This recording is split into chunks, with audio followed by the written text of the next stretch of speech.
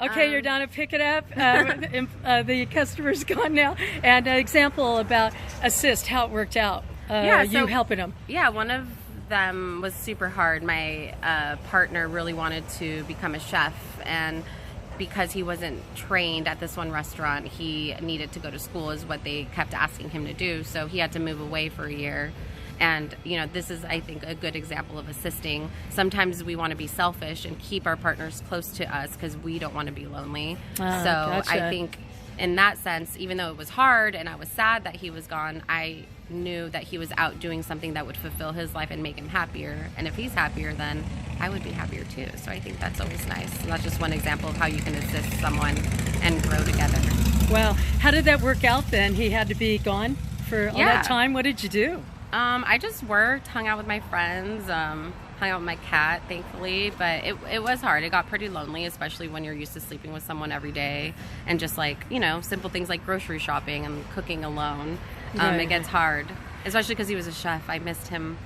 I missed his food a lot. So I was very spoiled. I was very spoiled. I still am, though. So did it work out? You guys are back together again now? So that was an old relationship, and we agreed that we just kind of grew apart, and we are still great friends, but we are not in a romantic relationship. But it was because of everything that we did in a healthy manner that I think we were mature enough to still remain friends and still be good, and we still are supporting and assisting each other. So that was the first time that had ever happened to me in my adult life. So it really just set the standard and the bar for myself, but also, you know, knowing what I want to bring in and what I want to spend my energy towards on the next time. Yeah, that takes maturity to be able to see all that. Yeah. And so he came back, and then you guys remained friends. Yeah, we remained friends. We still dated for a little bit after that, but then, you know, 2 years after, we just decided we didn't really want the same things in life, and although it was a little hard to admit that,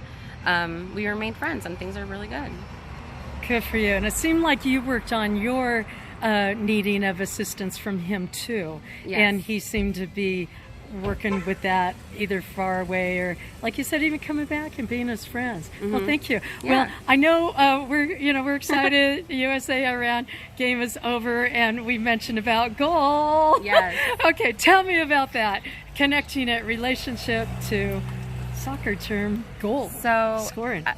I guess that one comes to mind because at the end of the day, I want to be with someone who makes me feel the same way the players feel when they make a goal. Everyone's, not only are they excited themselves, but the whole team's excited, the coach is excited. You feel that support of the team. So I think, you know, that's the energy I want to bring in to a room, let's say, when I'm with my partner. I want people to be happy, not just to see me, but to see my partner, because they know we're like bouncing off each other's energy and just being there. Here's the big question.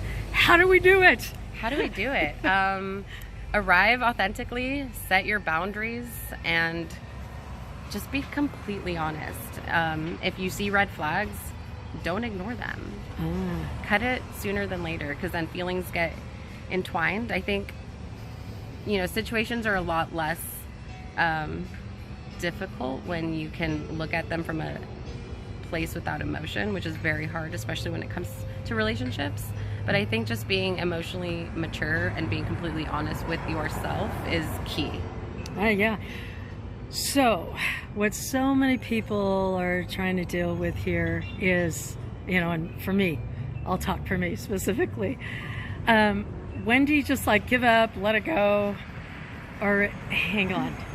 You know, I know you mentioned red flag, you know, so red flag, yeah, that could be pretty good, but do you act on it, or do you just put it sidelines? What do you do? Well, I definitely, what does my mom say? That I like learning the hard way, and I would agree. So after a lot of trial and error, I personally do act on those red flags now. I wasn't always like that, but I think, you know, after my 30th birthday and just growing up and spending too much time and energy on people who didn't really align with what I wanted, because I felt like I didn't want to hurt people's feelings by being brutally honest or by telling them my needs.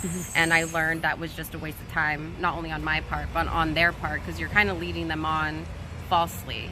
So when you're authentic and you arrive, you know, truthfully right from the get-go, whether you like that person or not, you can at least navigate if it's going to be long term from, you know, talking about what your goals are and what you guys enjoy doing and hobbies. I think these are all crucial things. I personally need to be mentally stimulated before I even have a crush on anyone. So I definitely act on those red flags now. I haven't always, but it's something that I've learned to do, and it's benefited me. So and you weren't concerned too much about letting them go, as if like, oh, if I let them go I won't be able to find another. And I'm not gonna lie, it does feel like that. I think you kind of feel like very vulnerable, and you do, those thoughts definitely cross your mind, but at the end of the day I would rather be lonely than be than have company that doesn't align with my energy. Oh my goodness, awesome. Thank you so much for sharing. Yeah, you're welcome. Love it, appreciate it. Take care. Thanks. Okay.